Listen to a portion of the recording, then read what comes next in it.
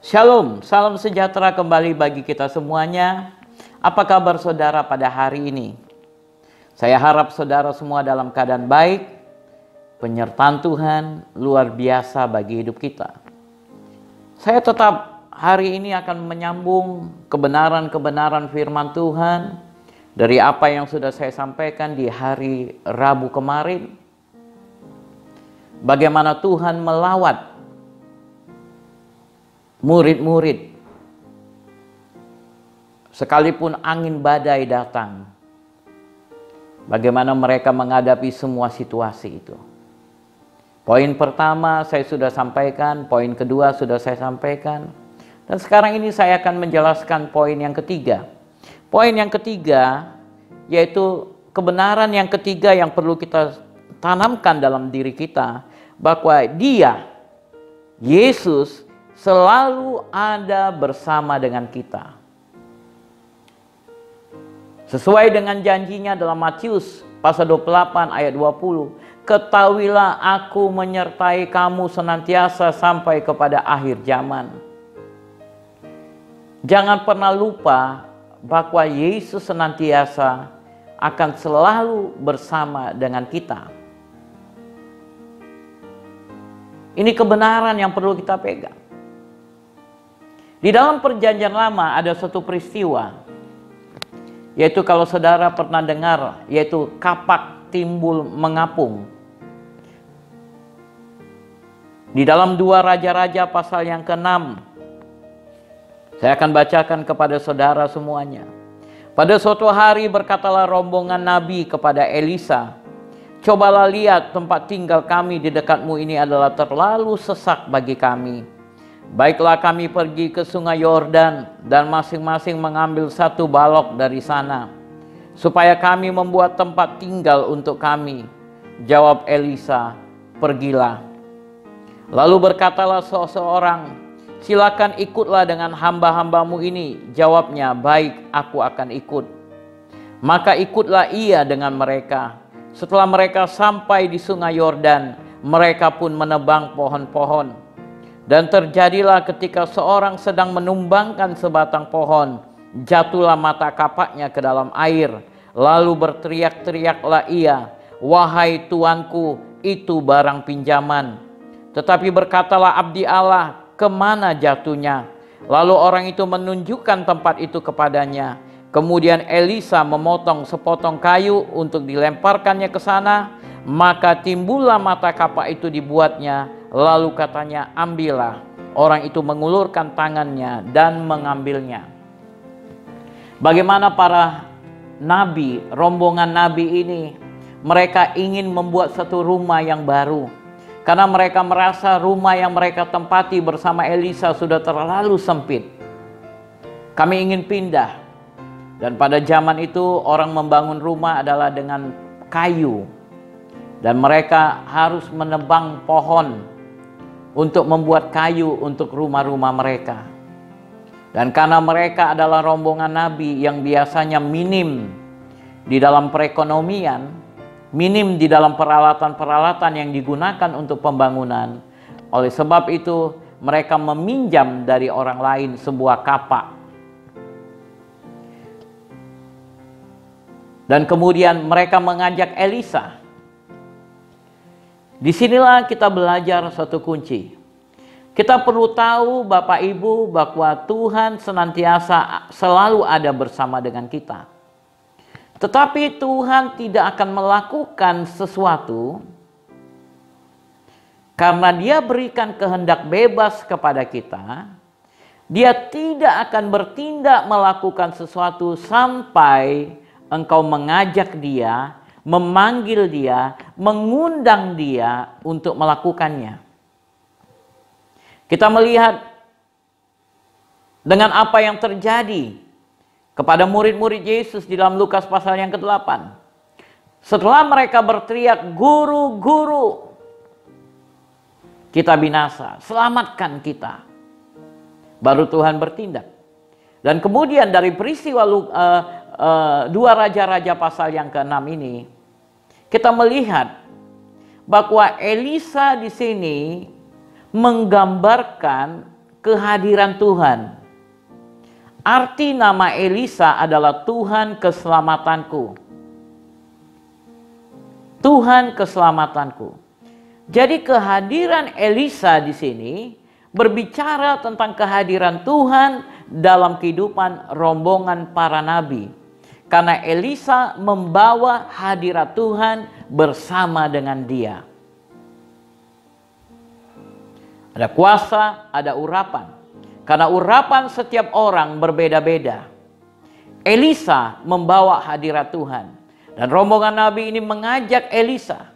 Mereka berkata, ayo Bapak, ikutlah bersama dengan kami.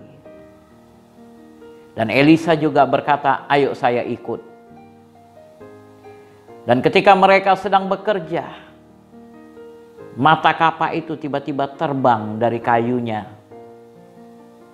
Saya pernah mengalami itu ketika saya menebang pohon. Tiba-tiba lepas. Mungkin saudara juga pernah mengalami itu. Menebang, dan menebang. Tiba-tiba lama-lama ikatannya mulai goyang, longgar, dan lepas. Dan karena mereka bekerja di samping sebuah sungai, maka lepas mata kapak itu jatuhnya ke sungai. Dan sungainya dari cerita ini sudah pasti sungai yang sangat kotor dan mungkin dalam, sehingga mata kapak itu tidak dilihat, tidak kelihatan. Tapi kemudian berteriaklah seorang daripada nabi itu dan berkata, wahai tuanku, itu barang pinjaman. Bagaimana kira-kira? Apa yang harus kubuat? Ya panik, dia ketakutan. Karena pada masa itu barang-barang seperti kapak tadi adalah barang yang sangat berharga. Sangat mahal harganya. Tidak terbeli oleh para nabi. Sehingga dia ketakutan, dia panik. Dia katakan, tuanku, itu barang pinjaman. Tolong aku menemukan barang-barang itu. Ayat 6, tetapi berkatalah abdi Allah, kemana jatuhnya? Tunjukkan tempat jatuhnya. Lalu orang itu menunjukkan tempat itu kepadanya. Kemudian Elisa memotong sepotong kayu, lalu dilemparkannya ke sana, maka timbullah mata kapak itu dibuatnya. Setelah Elisa tahu tempatnya, Elisa memotong sepotong kayu dan melemparkan ke tempat itu.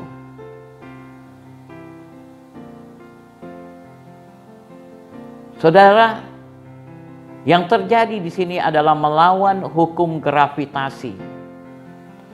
Kayu yang dilempar, kapak yang terbuat, saya tidak tahu apakah kapak itu sudah terbuat dari besi atau mungkin masih terbuat dari batu. Karena zaman dulu mata kapak itu terbuat dari batu. Anggaplah mungkin itu sudah terbuat dari besi. Sudah tentu mata kapak itu berat. Dan barang yang berat, menurut hukum gravitasi, dia akan tenggelam ketika dia masuk ke dalam air. Tetapi bagaimana dengan sepotong kayu yang dilemparkan ke tempat itu? Kayu itu bisa mengangkat mata kapak itu. Kalaupun kita pakai hukum fisika di sini Bapak Ibu, maka seharusnya benda yang dilemparkan adalah benda yang ukurannya jauh lebih besar dari mata kapak itu, sehingga dia akan menghasilkan satu kekuatan tenaga yang akan menggerakkan air, mengangkat. Ketika benda itu dilemparkan, dia akan membuat semua benda-benda yang di permukaan yang lebih ringan naik ke atas. Tetapi ini yang dilemparkan adalah sepotong kayu.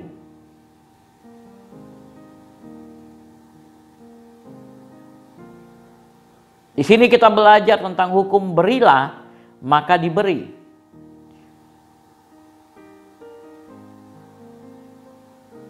Sedikit yang kita berikan, tetapi kita dapatkan upah yang sangat besar.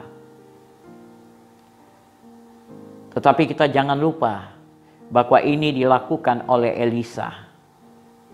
Allah keselamatanku, Tuhan keselamatanku, yang berbicara tentang kehadiran Tuhan. Tuhan akan senantiasa hadir di dalam kehidupan kita. Tetapi dia bertindak ketika engkau undang dia untuk bertindak. Ketika engkau berseru, Yeremia 33 ayat 3 berkata, "Berserulah kepadaku pada waktu kamu dalam kesesakan, maka aku akan menolong kau." Murid-murid berteriak, "Tuhan, guru, guru, tolong." Nabi-nabi itu berteriak, "Wahai Tuanku, itu barang pinjaman, tolong." Elisa yang melambangkan Tuhan, kehadiran Tuhan, ketika engkau minta pertolongannya, akan dengan sukarela memberikan pertolongan kepada engkau. Dia mengasihi engkau, dia mencintai engkau.